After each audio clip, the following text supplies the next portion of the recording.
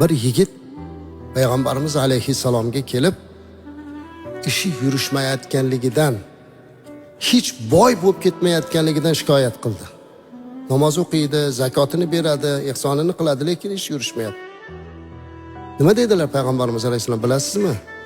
Rasulimiz alayhissalom o yigitga qarab, ota-onangni haqqiga duo qilib turasanmi dedilar. Ya shuni qilmayman ekan dedilar. Ala dedilar. Ogoh bo'l. Ota-onasini haqqiga duo qilmagan odamni Alloh qashshoq qilib yuboradi dedilar. Ota-onangiz haqqiga duo qilib turing. O'tib ketganda emas, hayot bo'lib turganda ham azizlar. Ko'pchilik ota-onaga duo qilish desa, faqat o'tgandan keyin duo qilish tushunar ekanlar. Allohim rahmatingga olgin gunoh. Yo'q azizlar. Ota-ona sizni 24 soat duo qiladi. Lekin siz o'zingizga o'zingiz savol bering, hayot bo'lib turgan ota-onamiz uchun necha marta duo qilyapmiz? Xuddi ular bizga qilgani kabi qilyapmizmi? Yo'q. Agar qilayotganlar bo'lsa, sizni ham bolangiz shunday duo qilsin ilohim. Lekin ota-onaning haqqiga duo qilib turish kerak.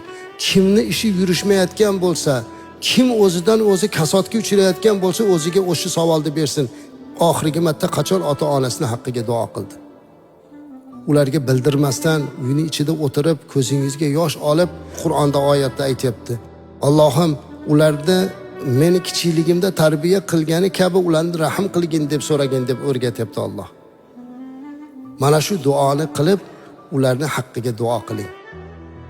Maxsus duolar yozilib qilinmaydi azizlar. Siz qalbingizdan nimani istasangiz shuni aytib duo qiling. Ana keyin ko'rasiz ishingiz rivojlanishini. Ana ko'rasiz undan keyin barakan. Birgina otangizning duosi, birgina onangizning duosi mingta psixologning motivatsiyasidan yaxshiroq. Uyda ota-ona turibdi, eng zo'r motivator. U qayerdagi bitta psixologga borib motivatsiya olyapti. Men nima qilishim kerak desa, o'zi kecha chiqqan, hali bir ishni uddasidan chiqmagan odam uni qancha pulini olib, unga o'zicha mana uni qilsang u bo'lasan, buni bu qilsan. Ha seni shu yoshga yetkazib bekami qilib qo'ygan uyda motivator otang turibdi-ku. Bola tarbiyasida eng katta tarbiyachi onang turibdi-ku. Ulardan ona meni qanday qilib katta qilgansiz deb aytadigan bo'lsa, o'zi katta bo'lganini aytib bersa u yig'laydi. Ana o'shlarni g'animat bilish kerak. Ularning haqqiga duo qilishlik va ularni o'zidan duo olishlik kerak azizlar.